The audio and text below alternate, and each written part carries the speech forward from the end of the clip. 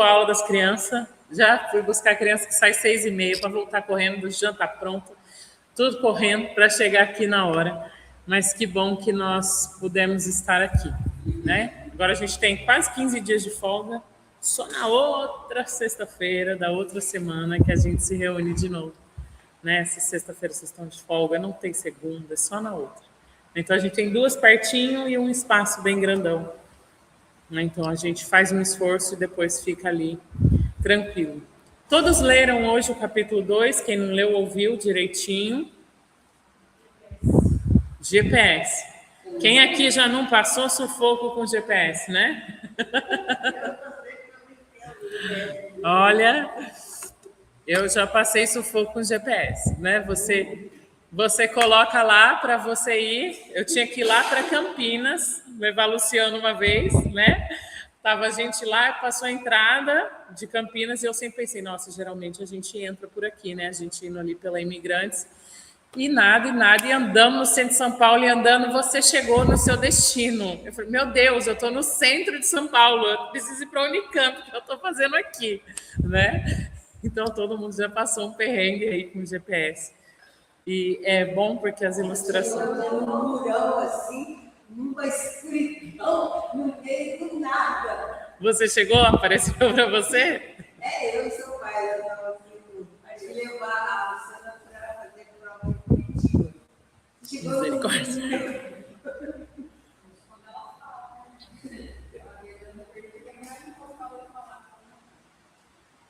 Então, todos nós aqui já nos perdemos, né? Se não seguir no mapa, ou orientação de alguém, ou você vai ali, vira 3 rotatórias, daí você vira para lá e você chegou. Aí você vai lá, passa a rotatória, você não chega, você pergunta para o outro, não, era lá atrás.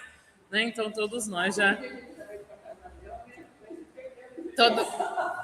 verdade. Beleza, fiz a gente chamada 3 vezes. Nem foi elas que erraram a entrada, viu? Foi o GPS.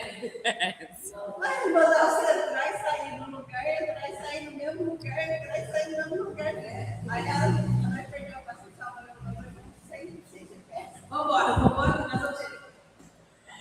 Então, todos nós temos já experiência nesse sentido, né? De confiar numa instrução, de confiar num aparelho aí, que é o GPS, e se perder. E eu estou gostando muito desse livro, né? Eu estava brincando, né? Eu ganhei esse livro que nós estamos usando. Empresta ele aqui para mim. Eu ganhei ele de Natal do meu irmão, né? Ele, na verdade, ele deu para todas as meninas da nossa casa, né? E a ideia dele era que a gente fizesse devocional juntas desse livro, né? E aí eu cheguei em casa, né, curiosa, fui folhear o livro e eu comecei a ler o livro e eu mergulhei no livro e eu amei o livro porque ele é muito claro, né? Tanto o exemplo da semana passada quanto esse.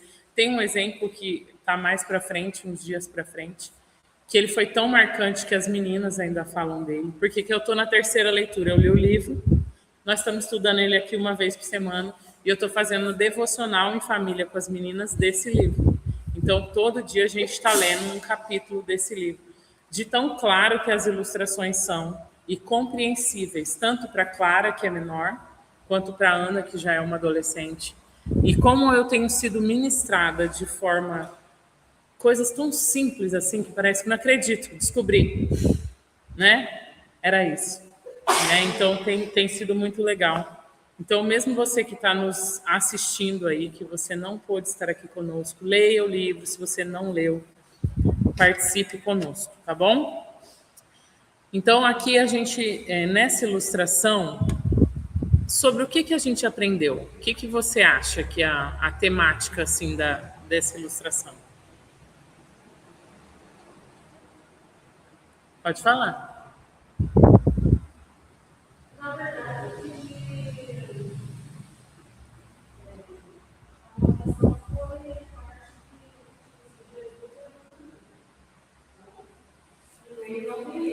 Não tem erro, dá para confiar.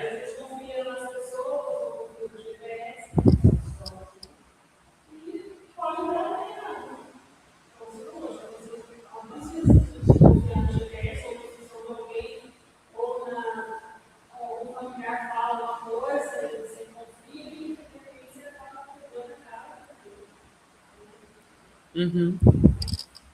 Então, a aula, ela fala sobre isso, né? Fala sobre Jesus como o nosso caminho e ela fala sobre confiar que Jesus é o nosso caminho.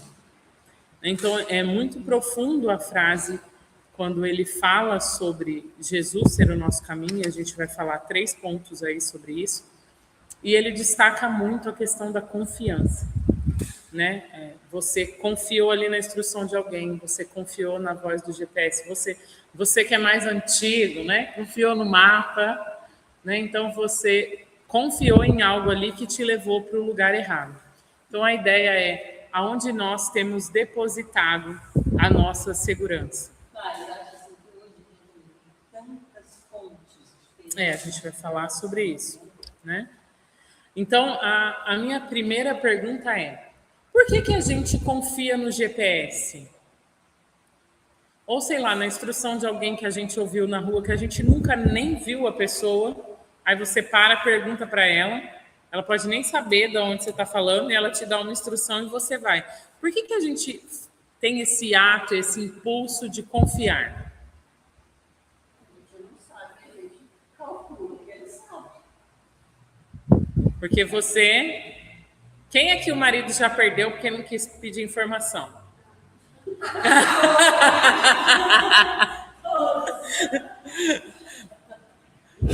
Não, eu sei que Tenho certeza que eu sei. Ele tá redondamente enganado, né? Se tem uma coisa que ele não sabe.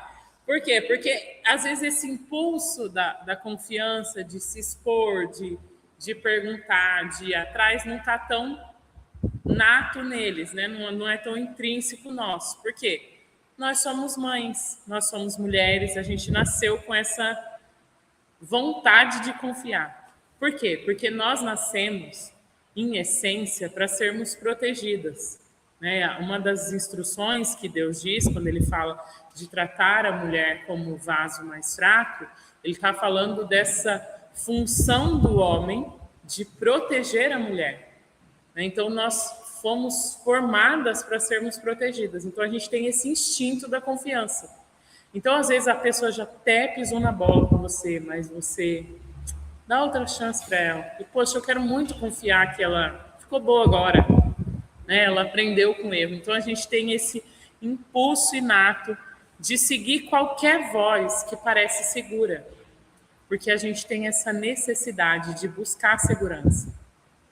E o GPS, ele fala com segurança, ele dá instrução clara, ele parece saber exatamente onde que é para você ir, ele inclusive traça um caminhinho, ele está certo daquilo, ela né? fala lá, né, que ele deu instrução tudo em nome, mas nem existe na cidade. Nem existe, isso já aconteceu, né? Eu já cheguei várias vezes, eu fui buscar coisa, coloquei o nome da loja, você chegou, não tem loja. Você vai mais para frente, porque às vezes ele erra, tipo, até na mesma rua você anda mais um pouquinho, chega no número, né? Mas às vezes não tem mesmo, não existe lá, né? Então o GPS, nem no estado não tinha, né? Então o GPS ele fala com segurança, ele dá uma instrução clara, ele parece saber exatamente para onde a gente está indo, que caminho que a gente deveria seguir. Então a gente tem esse impulso de confiar nessa instrução clara. Mas a segurança no tom dele nem sempre significa de verdade o destino. Né? E às vezes a gente confia nessas vozes erradas. Todo mundo trouxe Bíblia? Nem que seja no celular?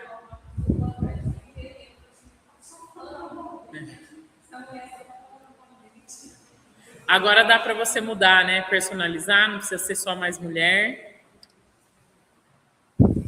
Provérbios 14 e 12, ele nos dá uma instrução clara. E ele fala assim: há caminhos. Você que está com a sua Bíblia, abre aí. Não achei ainda. Vamos lá. 14 e 12. Há caminho que ao homem parece direito, mas Que no fim faz o que, Isa, que está escrito aí na sua Bíblia? Ele é um caminho de morte, ele leva à morte, né? Então há caminhos que para nós parecem certo, mas que no fim conduz à morte. Quantas de nós aqui já fizemos um plano certinho, do começo ao fim, seja o plano do seu dia, tudo você vai fazer, tudo direitinho e no final não deu certo. Às vezes não deu certo e está tudo bem, se faz amanhã, mas tem coisa que não dá mais, tem decisão que você tomou, certa de que seria bom e no final não foi, né? Por quê? Porque o nosso coração, ele busca caminhos que nem sempre são o caminho verdadeiro. Assim também é na nossa vida espiritual. Às vezes, muitas vozes parecem confiáveis, parecem lógicas, parecem modernas, mas que ela não nos leva para o destino onde Deus nos planejou. Eu estava conversando isso com o Reni, né, com o Renato, e é verdade. Às vezes a gente está tão cheio de vozes, a gente está comendo de tantos lugares diferentes, que a gente fica perdido. Exemplo simples, você está aqui na igreja e o pastor Carlos fala para você assim, olha, leia a Bíblia, você tem que ler a Bíblia, todo dia 3 capítulos. Aí vem o irmão Renato e fala assim, gente, lê a Bíblia, é importante vocês lerem a Bíblia, tem que ler todo dia. Não é a mesma coisa do pastor Carlos que falou para você que tinha que ler 3 versículos, mas ainda está falando a mesma coisa. Aí vem a pastora Araci e fala assim, gente, se vocês tiverem tempo, lê a Bíblia, lê assim 2 versículos, tenta colocar em prática o que você leu nesses 2 versículos e vamos embora. Aí vem eu e falo assim, gente, se vocês não tiverem tempo, não precisa ler a Bíblia, vamos ouvir uma pregação no YouTube, sabe? Busca um tempo com Deus, escuta um louvor e tá tudo bem. O que eu estou falando está errado? Mas condiz com o que os 2 primeiros disseram? Os 2 primeiros disseram a mesma coisa? A pastora Araci já não está na mesma linha aqui, no nosso exemplo, né? E eu, então, estou totalmente fora. Uma coisa simples, leia a Bíblia. E às vezes a gente faz isso. Então é importante que a gente escute outras pessoas, outras denominações e tudo, para que a gente tenha um repertório maior, a gente saia da nossa bolha. Mas cuidado, às vezes a gente está comendo de tantos lugares diferentes que nós estamos perdendo a nossa identidade. E isso é muito complexo, tá? Qual que é o problema? As vozes que nos orientam, mas que não conhecem o nosso destino.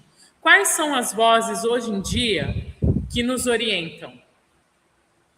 Cita um exemplo. A cultura, as redes sociais, o governo, as expectativas da família, a mídia em geral, comparação, medo, ativismo religioso, a nossa própria lógica, o nosso próprio entender.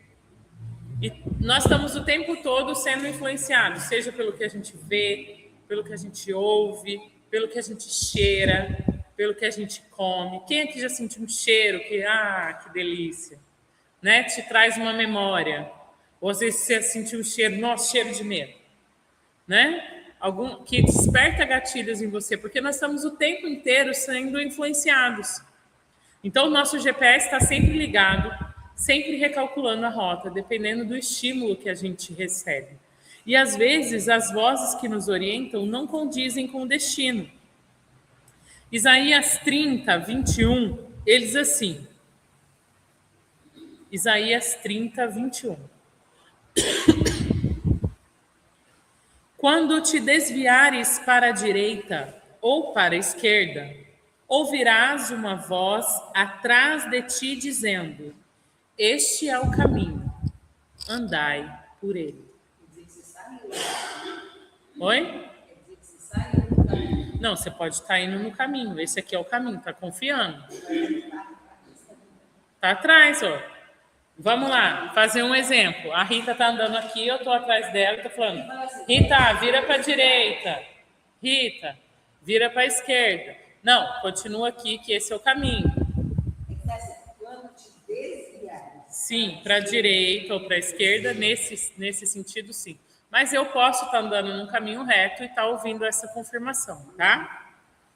O problema não é ouvir essas coisas, né? As pregações, a nossa lógica, a nossa família. O problema é não discernir qual é a voz que está no comando. E qual é a voz que está no nosso comando? Deveria ser o Espírito Santo, né? Deveria ser ele que está lá atrás da gente falando: ó, o caminho é aqui, meu filho, vamos para lá. Vira para a direita aqui, vira para a esquerda. Qual que é o problema? Às vezes o nosso GPS está desregulado. E quais são as características de um GPS desregulado? Promete rapidez, mas não transformação. Então é um resultado rápido, mas que não transforma você. Oferece controle e não dependência. Então, o que eu tenho que fazer? Depender de Deus. O GPS, né, às vezes, ele quer controlar, quer que você abra mão de depender de Deus. Algumas vozes que nos produzem ansiedade em vez de paz. Algumas coisas que focam no nosso destino externo e não na transformação do nosso coração. A Bíblia está o tempo inteiro falando coração, coração, coração. Quando eu vou corrigir as crianças, elas já falam: ai, não vem falar que está no meu coração, não. Por quê? Porque já cansou de ouvir eu falar assim: o que está no seu coração. Olha, depois do livro, eu só uso o exemplo do livro. Nós vamos chegar lá nessa aula. Tá? E Jeremias 17:9 diz assim: enganoso é o coração, mas... Qual que é o final do versículo? Mais do que todas as coisas, o seu coração é enganoso. Isso é forte. Mais do que tudo que o seu coração é. Seu coração pode ser bondoso, pode ser amoroso, pode ser gentil, pode ser devotado, pode ser fiel. Mais do que tudo que ele é, ele tem uma característica. Ele se engana. Ele é enganoso. Ele se engana, ele te engana. Né? Isso. Nem toda direção segura vem de uma fonte confiável. Às vezes a direção do GPS parece segura, mas ele não é muito confiável. Ele está desatualizado, mudou a mão da rua, construíram uma ponte nova, mudaram o sentido. Então, nem sempre a direção segura vem de uma fonte confiável. A promessa de Deus, que a gente leu aí no finalzinho, é de um GPS relacional, não de um GPS impessoal. E o que quer dizer isso? Vamos ler lá Salmos 32:8?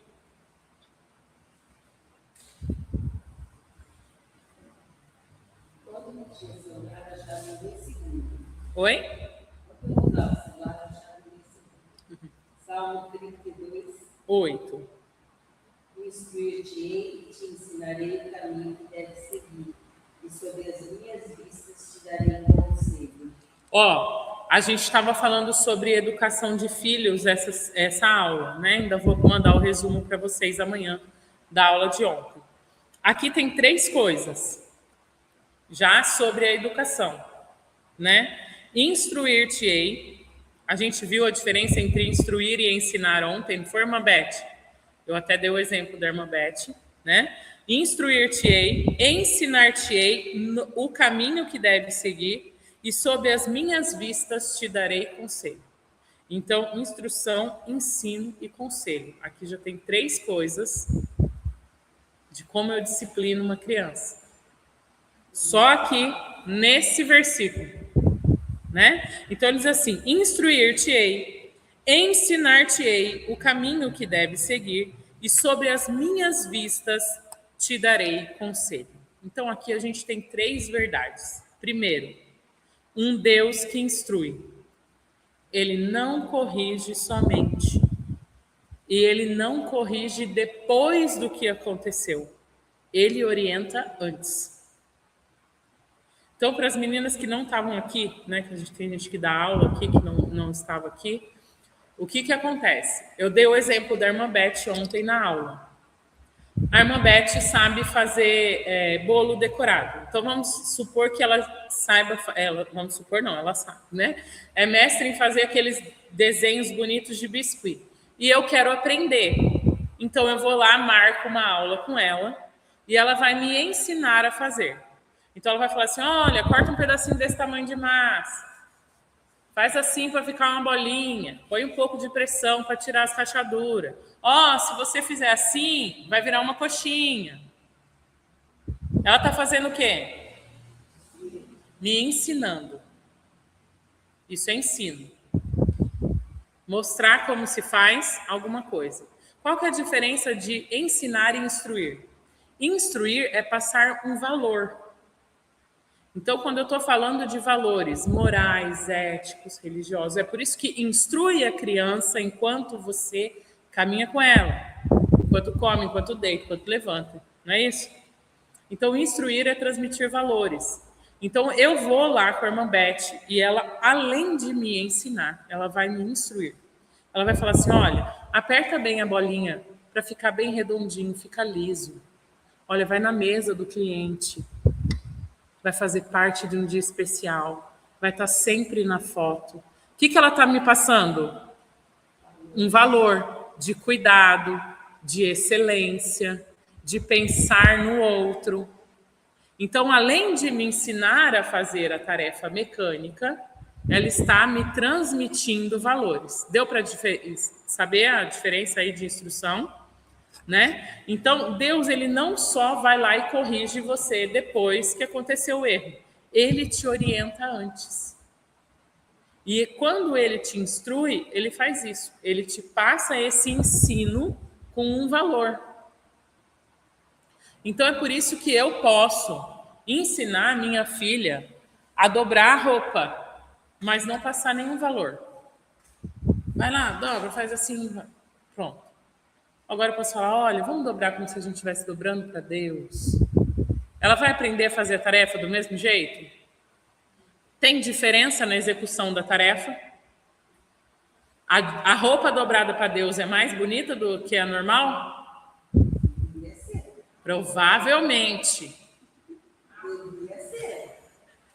Provavelmente, né? O serviço... Isso, na forma como foi feita.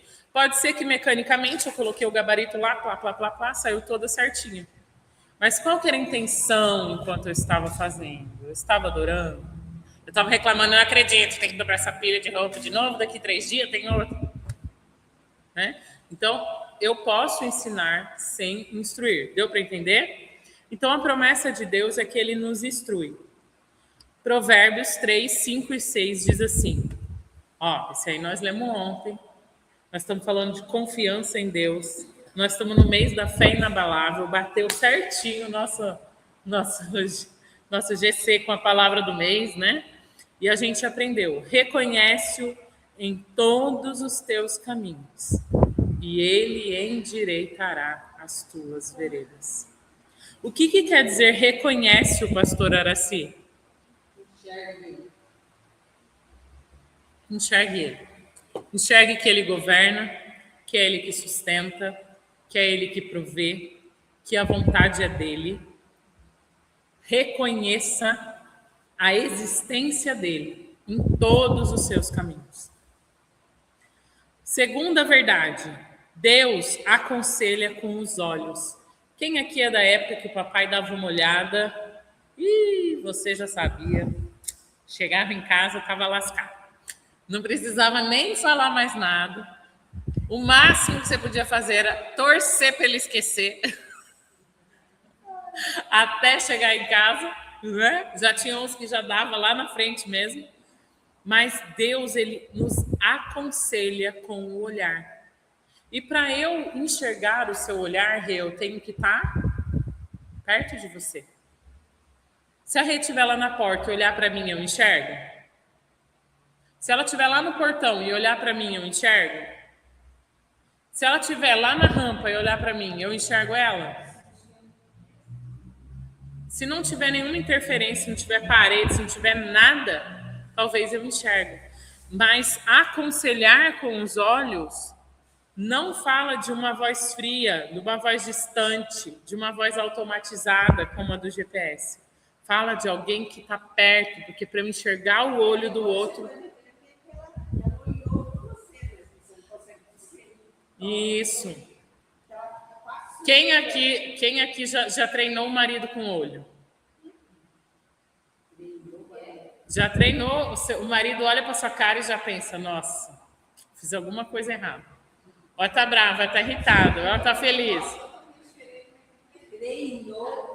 Treinou o marido com os olhos. Ele olha para você, ele já consegue ler. Quando você é muito próximo de algumas pessoas, você tem isso, né? A gente estava brincando e eu vou dar o exemplo de novo da Alcídia, né? Porque a gente se conhece há muito tempo, né? Para você que não nos conhece há muito tempo. A Alcídia cresceu com a gente, né? Junto na igreja, com a gente, eu e o Tiago. Ela foi nossa líder de jovens, né? Ela foi nossa líder de adolescentes. Então, ela nos conhece, faz 30 anos, Alcídia, pelo menos. Por aí, talvez mais. Vamos deixar esse número em oculto. Então, às vezes, a gente percebe coisas que os outros não percebem. Tá todo mundo aqui falando, não sei o quê. O Thiago fala assim para mim, ó. Olha para a Alcídia. Ela tá empolgada hoje. Eu já entendi o que ele tá falando, né? Olha para a Alcídia. Tá brava hoje. Ela não tá falando nada. Mas eu já aprendi a ler. Às vezes ela tá quietinha. Poxa, alguma coisa está acontecendo. Isso fala de alguma pessoa que está próxima a você. A gente nem está tão próximo, porque a gente se vê uma vez por semana. Mas depois de 30 anos, a gente já aprendeu, né? Então, o que acontece? Essa voz de Deus que aconselha com os olhos fala de presença, fala de um relacionamento, fala de cuidado. Salmo 139, 3, ele diz assim: cercas o meu andar e o meu deitar, e conheces todos os meus caminhos. Então, esse Deus não é um Deus que está distante de mim. Esse é um Deus que está perto de mim. Né? E a gente que tem tanta dificuldade, como a gente estava vendo na aula passada, com relação aos nossos pais, entender e se deixar ser protegido, às vezes é complexo, né? E a terceira verdade é que a direção de Deus, ela gera paz, não confusão. 1 Coríntios 14, 33 diz assim: Deus não é Deus de confusão, Ele é Deus de paz. Se a direção que você está seguindo está gerando culpa toda hora em você, ansiedade, se você está se sentindo esgotado, talvez isso aí não seja a voz do seu pai.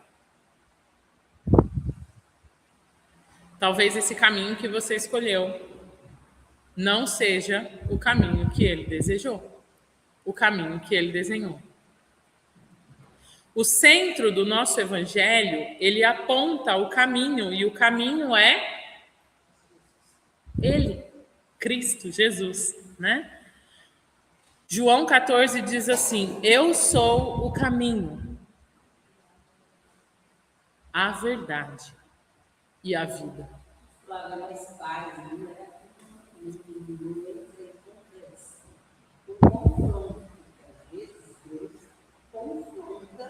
Mas uma coisa não é sinônimo da outra. Sim, isso. Jesus, ele não é apenas seu guia, ele não apenas vai te mostrar a sua rota, o seu destino. Em Cristo, o seu caminho não muda. Ele é Cristo, o caminho que não muda. O destino nunca vai ser errado, porque ele é o destino.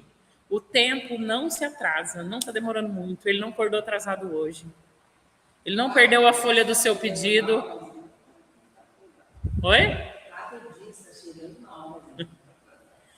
Então, Cristo, É a nossa segurança de um caminho que não muda, de um destino que não erra e de um tempo que não se atrasa. Colossenses 2, 6 e 7 diz: assim como recebestes Cristo Jesus, o Senhor, assim andai nele. Então, mais uma vez, a gente viu uma frase bem impactante do livro, dizendo que ele é o caminho, que quando eu estou nele, não tem como eu errar. Seguir a Jesus não é chegar num lugar, é permanecer em alguém. Gente, isso é muito forte. Salmos 37, 23 diz assim: o Senhor firma os passos do homem, quando este se agrada do seu caminho. Então, se você escolher um caminho e ele está feliz com o seu caminho, é ele que firma os seus passos. E essa frase de Jesus não ser um lugar para chegar, ele é permanecer em alguém, é estar em algo. Isso é muito profundo. Eu tenho ainda colado lá no meu escritório o cartãozinho que eu recebi dos adolescentes quando eles estavam ali na porta. Porque eu já li aquele versículo tantas vezes, mas aquilo falou comigo de uma forma tão intensa que toda vez que eu vejo aquele cartão, eu ainda sinto a mesma coisa. As meninas pegaram um dedinho e fizeram um coraçãozinho com a digital delas e escreveram um versículo, se não me engano, de Isaías, que diz assim: quando você deixa Deus trabalhar em você, as digitais dele ficam em você. Gente, permanecer em alguém, estar envolto em alguém, a gente não consegue nem discernir o que é você estar em alguém. Talvez aqui você, mulher que é casada, já foi casado, você tenha a experiência ali de, no ato sexual, você estar em alguém. Talvez esse seja a coisa mais próxima que a gente consiga entender de entrega, de estar em alguém, de estar em um momento, de desejar que aquilo não acabe. Talvez seja isso, mas a gente não consegue explicar muito bem em palavras o que é permanecer em alguém. O que é ter as digitais de Cristo em você. Isso é muito profundo. E aí, no final, ela faz uma pergunta: quem está no seu comando hoje? E ela faz algumas perguntas para reflexão que eu vou deixar aqui para nossa reflexão. Qual área da minha vida eu sigo mais a lógica do mundo do que a lógica da palavra de Deus? Qual área da minha vida? Quais vozes têm sido mais altas na minha cabeça do que a voz de Deus? Eu estou pedindo direção para Deus ou eu só estou pedindo confirmação para Ele de algo que eu já decidi? Porque às vezes a gente acha que está pedindo direção de Deus, mas na verdade a gente já está com a lista pronta, a gente só está pedindo a confirmação e a gente vai ficar meio bravo se Ele não fizer. Né? E aqui vou aproveitar o gancho para falar um pouquinho sobre o que a gente estava falando na outra reunião, e eu fiquei refletindo muito sobre isso, que a gente estava falando sobre as justificativas, e eu disse que quando nós somos justificados, nós não temos a necessidade de ficar se justificando para outra pessoa. Né? E aí ficou aquela coisa, mas eu tenho que me justificar para algumas pessoas e tudo. Então, vou fazer um parênteses aqui. Talvez nós não somos muito educados e a gente não tem esse costume, né? Sim, se você tem um compromisso, justifique para outra pessoa, né? Do jeito que eu falei, motivo pessoal, não poderei ir. Se você quiser contar o motivo, não precisa contar para todo mundo, é para a pessoa que você vai se justificar. E aqui a gente tem o outro lado da moeda. O da pessoa que está recebendo a justificativa, que ela deveria, né? A nossa regra de etiqueta diz isso. Olha, a Rita marcou comigo faz uma semana de que ela não viria, que ela viria na minha casa hoje. Ela já acordou com vontade de não vir. A primeira vez que ela teve a vontade, ela já me liga e fala: não poderei ir hoje. Ela não espera eu planejar tudo para 5 minutos, depois falar, ai, tô sem luz, não consegui tomar banho para ir. Sendo que ela já sabia que não ia desde cedo. Então, a regra da boa educação diz que ela vai me justificar o mais rápido possível. Ela tem conflito interno, ela não sabe se ela quer ir, mas ela está cansada. Ela prometeu faz tempo que não vai, mas ela está com vontade de ir. Não sabe muito bem se vai, se não vai. Não vai. Então, já disse que não vai. Essa é a primeira coisa. A segunda coisa é eu, enquanto receptor desta notícia, não tento fazer a Rita mudar de ideia. Porque a Alcídia está me justificando que ela é minha funcionária e não vai hoje, porque ela está passando mal. Fim. Eu não tenho que falar para ela, nossa, mas dá para tomar um remedinho, vem, passa lá, toma uma injeção e vem. Tem uma irmã querendo entrar. Essa não é a nossa função. A nossa função é receber a justificativa, não gostei, para mim não justifica, porque a gente já viu que o grande problema é que várias coisas que a gente acha que justifica para o outro não justifica. Então, a minha ideia é, eu recebi a justificativa? Ok. Eu não concordo com ela, lido com isso. Né? Pego aquela inconformidade minha e tudo bem. Eu não tento mudar o outro, constranger o outro ou forçar o outro a mudar de ideia para que ele se adeque a mim, porque para mim não justifica.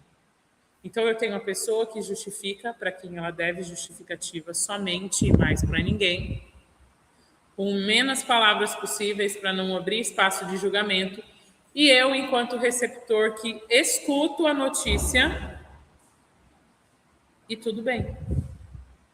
Né? Então, a gente tem aí as duas questões, o que quer justificar muito e o que tem necessidade de controlar até a justificativa que recebeu.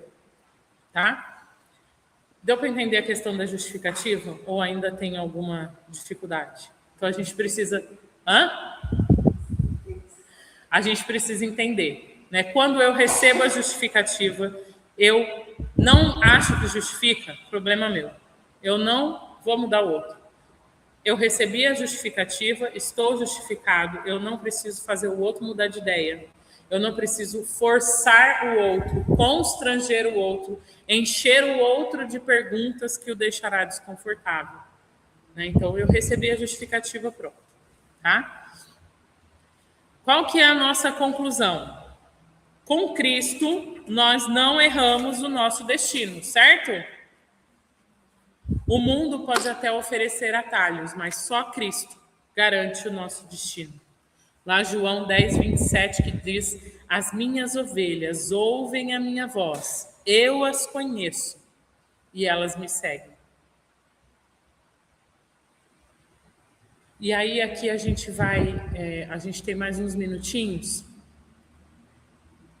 e aí a gente vai começar a falar do soltar o controle. Esse caminho de confiar em Deus que gera em mim cura. Vamos fazer uma declaração antes disso? Soltar o controle, o caminho de confiança que gera cura. Então vamos lá. Senhor, recalibra o meu coração. Silencia as vozes erradas. Assume o controle do meu caminho. Por que é tão difícil a gente soltar o controle? Às vezes, soltar o controle não é falta de fé, na maioria das vezes. Ele é resultado de feridas que não foram tratadas. O desejo nosso de controlar nasce, geralmente, não da força, mas do medo. Provérbios 3 e 5 diz assim, confia no Senhor de todo o teu coração e não te estribes no próprio entendimento. Quando Deus pede confiança, Ele não ignora a nossa história. Ele sabe que a gente confia pouco. Se Ele não soubesse, Ele não tinha repetido tantas vezes. Confia em mim, confia em mim, confia em mim. O tempo inteiro Ele está falando, né? Não fica com medo. Às vezes nós temos o controle como um mecanismo de defesa. Às vezes a gente enxerga o controle, né? E o controle está muito ligado aqui, talvez, ao pecado do orgulho, como um pecado isolado, mas a gente precisa entender ele como uma tentativa de não sofrer de novo. Então, problemas que trazem a necessidade de controle, ferida de abandono. Como que eu sei se eu tenho uma ferida de abandono? Pessoas que prometeram ficar e foram embora. Isso gera uma ferida de abandono. Pais emocionalmente ausentes. Perdas precoces, você perdeu alguém muito importante, ou alguém muito próximo, quando você era muito pequeno e não conseguiu elaborar isso. Relações estáveis, você não sabia se o pai ia ficar, se a mãe ia ficar, se ia morar com o tio, depois você ia morar com outro tio, você não sabia o que estava acontecendo. Né? Então, essa ferida de abandono. E para a ferida de abandono, a gente precisa tratar o que a nossa alma aprendeu. E quando nós somos abandonados, a nossa alma aprende que se eu não controlar, eu vou ser deixado de novo. E para isso, Salmos 27:10 nos diz: ainda que o meu pai e a minha mãe me abandonem, o Senhor vai me acolher. Então, talvez a nossa falta de confiar em Deus, o preferir ouvir vozes mecânicas, pregações mastigadas, vem da minha falta de carinho, né? De ter sido abandonado, da falta de confiança de que eu, por eu mesmo, vou conseguir entender o que aquele texto está falando. E o Espírito Santo vai poder falar comigo. Existe também a ferida de rejeição. E quando eu tenho a ferida de rejeição? Comparação constante. O seu irmão, o seu primo, o filho de não sei quem. Isso gera uma ferida de rejeição. Falta de validação, você faz. E nunca tá bom. Quem aqui tem o hábito de agradecer quem preparou seu almoço?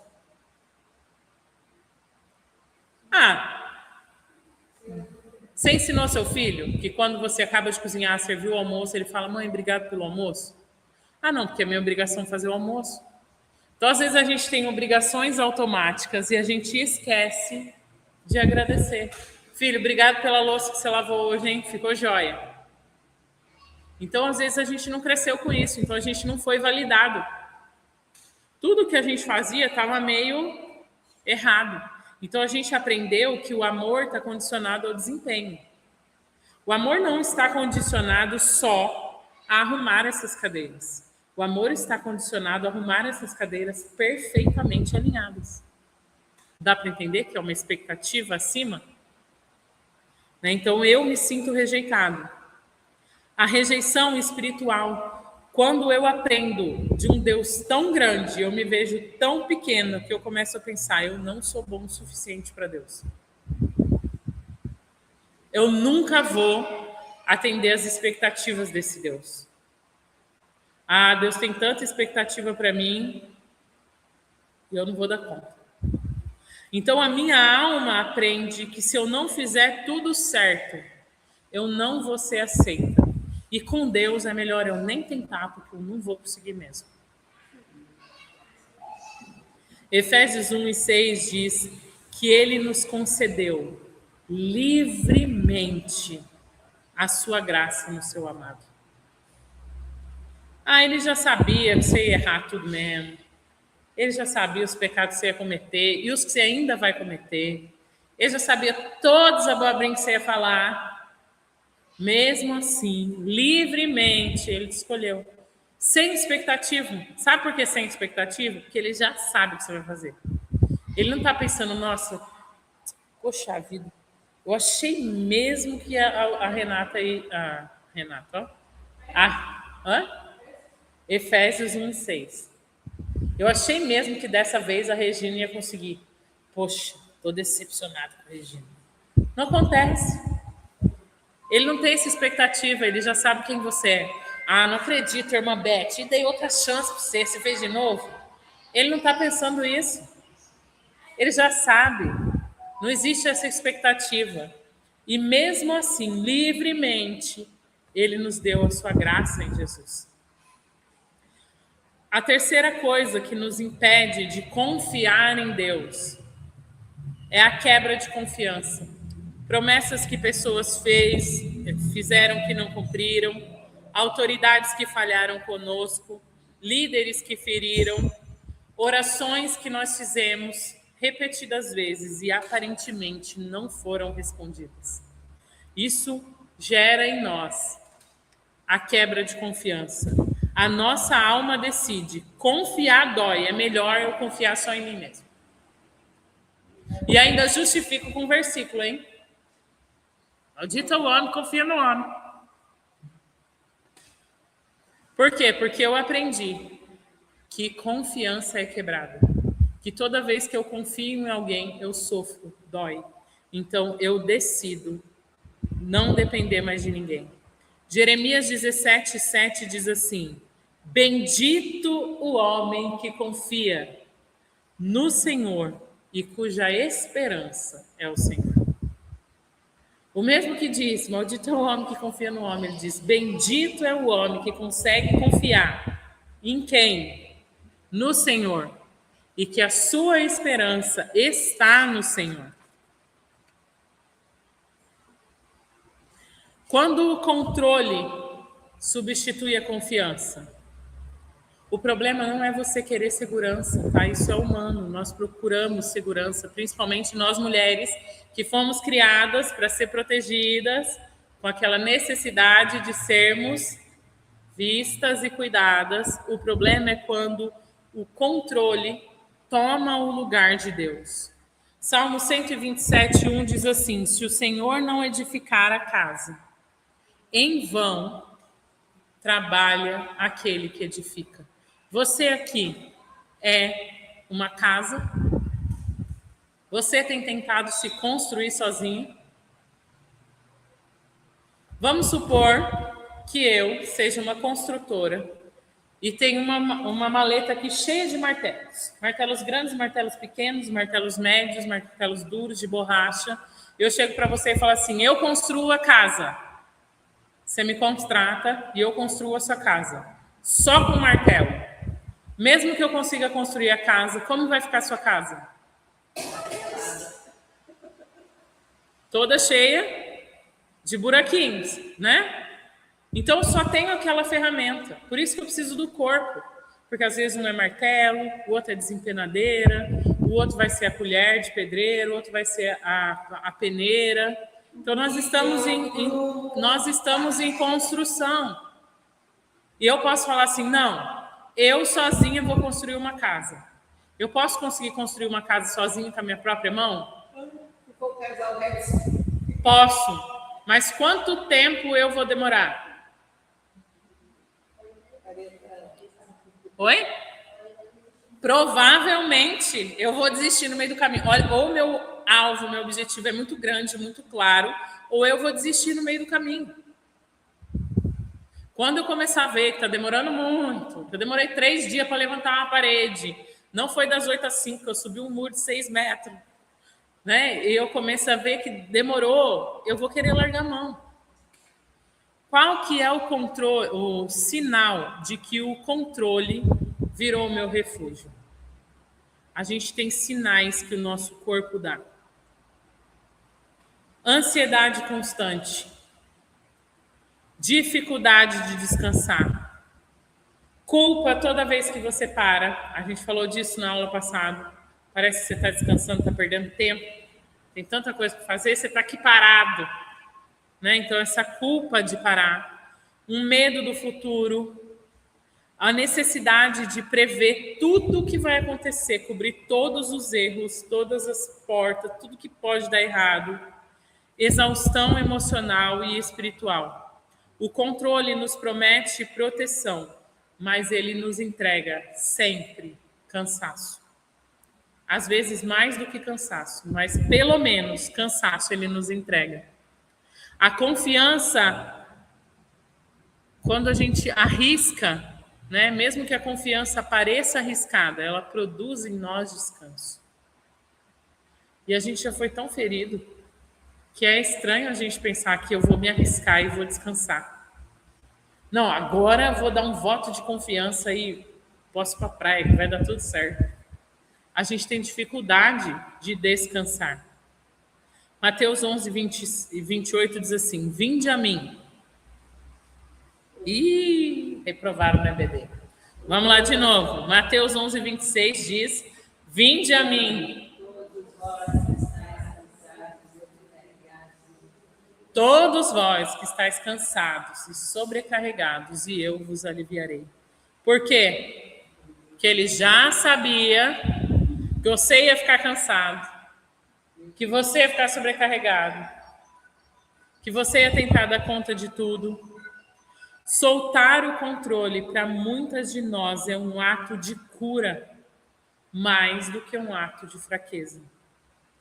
Confiar em Deus não é fechar os olhos para a nossa dor, é abrir o nosso coração para Deus, apesar da dor. 1 Pedro 5 e 7 diz: lance sobre ele. Ufa, salvou, hein? Vamos lá. Lance sobre ele toda a vossa ansiedade, porque ele tem cuidado de vós.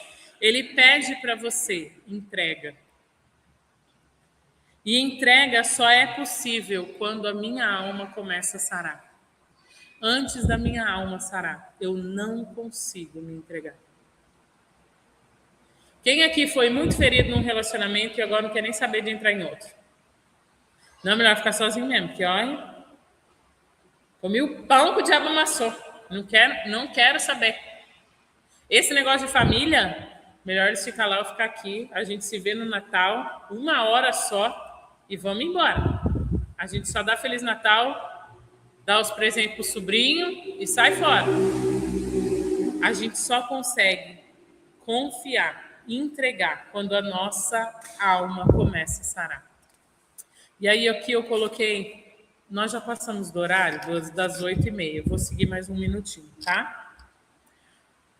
A gente tem feridas de confiança, de abandono, de rejeição, que elas são passadas para nós geracionalmente. E às vezes nós somos criados nesse ambiente de ferida de rejeição, porque os nossos pais foram, porque os nossos avós foram. Então ali a geração dos nossos avós, né, de 1940, 1960, você que nasceu aí em 1960, que naquele contexto a gente estava vivendo pós-guerra, escassez, fome, migração, trabalho, criança trabalhando, não tinha muito espaço para emoção. A sobrevivência estava acima de tudo. Qual que é a ferida emocional mais comum dessa época? O abandono. Crianças que foram criadas pelos avós, pelos tios, pelos irmãos mais velhos, porque os pais precisavam trabalhar o dia inteiro, que ficaram com a família e os pais migraram para outro lugar.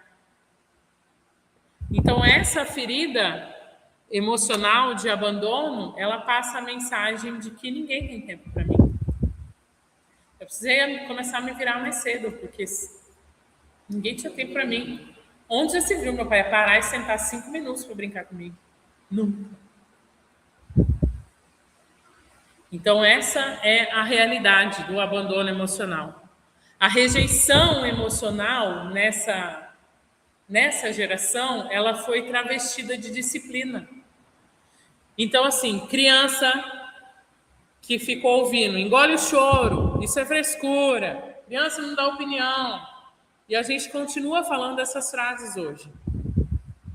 A mensagem recebida é: sentir é errado, para de sentir. Ai, estou doente, estou com palpitação, não vou trabalhar, isso é frescura. Então, sentir era errado. O controle como sobrevivência. As mulheres que aprenderam que se elas não fizessem tudo sozinhas, a casa ia desmoronar. Então, elas aprenderam. A mensagem que elas receberam é: se eu não controlar, tudo vai desandar. Então, por causa desse abandono emocional, eu recebi uma rejeição emocional travestida de disciplina. e eu uso o controle como forma de sobrevivência. E aí a gente tem a geração dos nossos pais, que é de 1960 a 1985, que é a geração do desempenho e da responsabilidade precoce. O contexto dessa época são pais emocionalmente ausentes, uma valorização extrema do trabalho e o início do discurso: vê se vira alguém na vida. Você precisa ser alguém na vida. As feridas mais comuns é o amor condicionado ao desempenho, crianças que só eram elogiadas quando tiravam boas notas ou quando se comportavam bem, que recebiam a mensagem: eu só sou amado quando eu faço tudo certinho. Olha, se eu pecar, Deus não me ama mais, porque eu não fiz certinho. Olha, eu acertei tudo, mas aquela cadeira ficou torta. Poxa vida, não mereço ser amado. Então essa é a mensagem. A rejeição pela comparação. Seu irmão é mais responsável que você. A filha da vizinha é melhor que você. O primo do tio do não sei o quê passou na faculdade, você tirou C na prova. Né? A mensagem recebida é: eu nunca sou suficiente. O abandono por excesso de responsabilidade. Criança que cuidava de irmão menor, que cozinhava, que resolvia problema, que tinha que trabalhar, que tinha que trazer dinheiro para casa. A mensagem recebida é: eu não posso depender de ninguém. A nossa geração atual, né, os milênios, a geração Z, a geração da hiperconexão e da solidão emocional. O contexto dessa geração são pais cansados e sobrecarregados, excesso de tela, comparação constante, fixo na performance e uma busca pela validação digital. As feridas comuns são rejeição social silenciosa, ansiedade e medo. Então, rejeição social.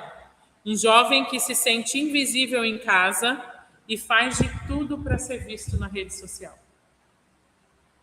Por se sentir invisível, às vezes até toma comportamentos arriscados para ter um monte de seguidor.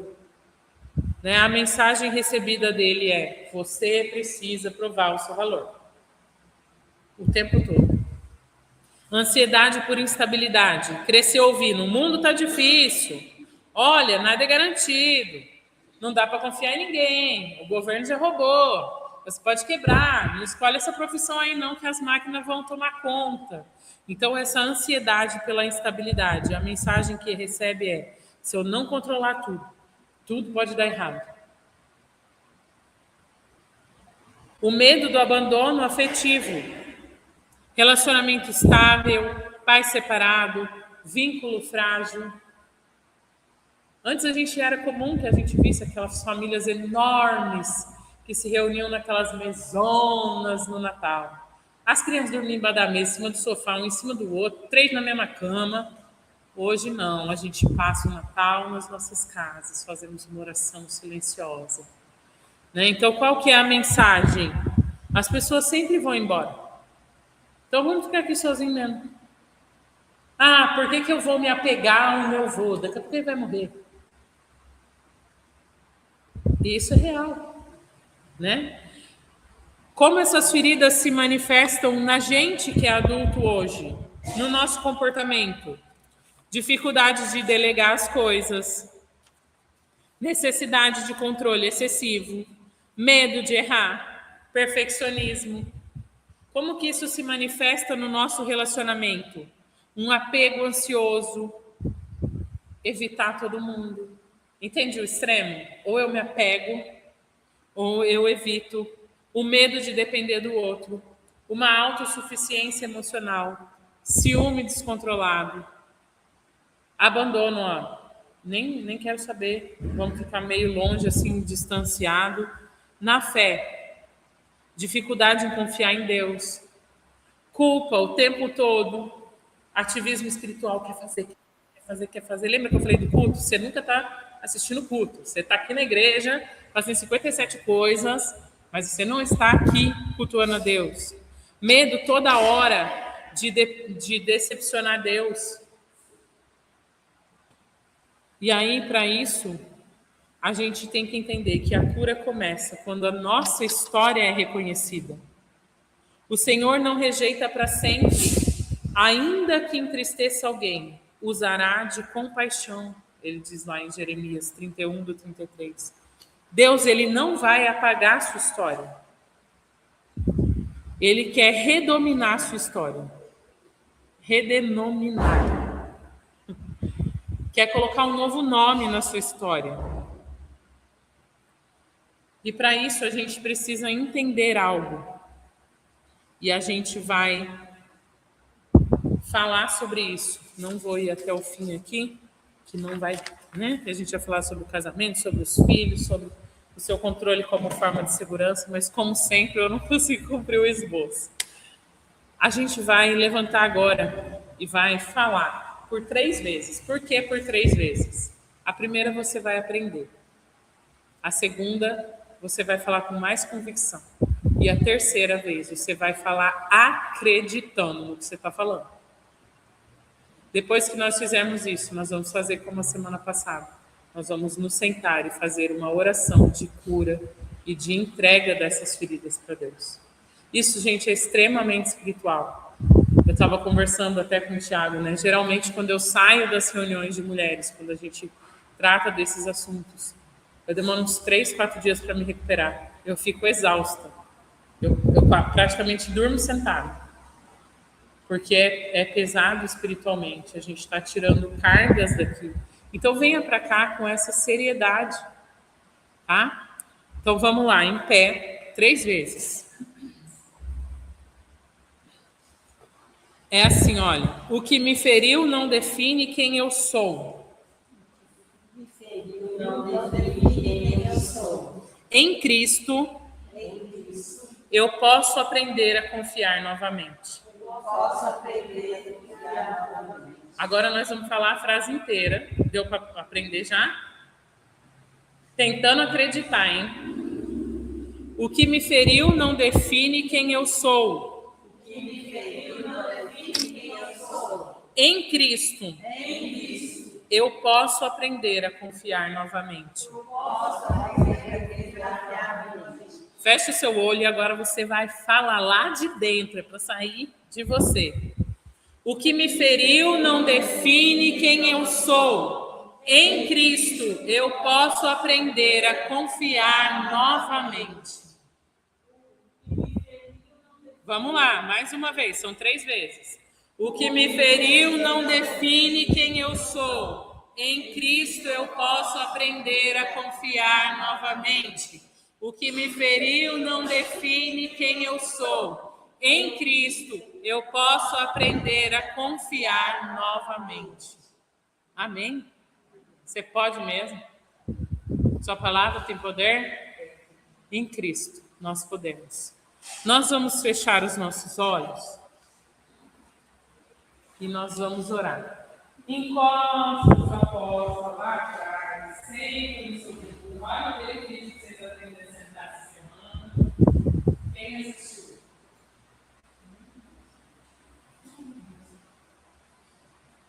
Então vamos lá, feche os seus olhos. Coloque as suas mãos sobre a sua coxa, o pé totalmente estendido no chão. Tira tudo que você tiver nas suas mãos. Tira tudo que você tiver nas suas mãos. E você vai repetir comigo. Rapidinho.